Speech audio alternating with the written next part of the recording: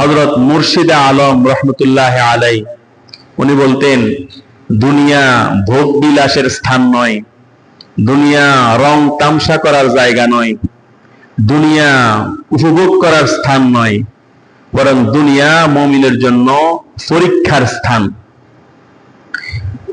দুঃখজনক হইলেও সত্য, অথচ মানুষ দুনিয়াটাকে পর্যটন কেন্দ্র বানিয়ে ফেলেছে। দুনিয়ার সুখ শান্তি দুনিয়া ইট বালু দিয়ে নির্মিত, এটার সুখ শান্তি অস্থায়ী, কিন্তু জান্নাতের সুখ শান্তি স্বর্ণ এবং রূপা দিয়ে নির্মিত এবং ওটা স্থায়ী। দুনিয়ার সুখ শান্তি অস্থায়ী, এরপরে মানুষ দুনিয়ার পিছনে ঝুঁকে, দুনিয়ার কামাইয়ের পিছনে দিনের শুরু থেকে নিয়ে শেষ পর্যন্ত সব কোরবানি করে ফেলে। আখিরাতের সুখ শান্তি এটা স্থায়ী, কিন্তু এরপরে মানুষ আখিরাতের দিকে কি করে না, ঝুঁকে না।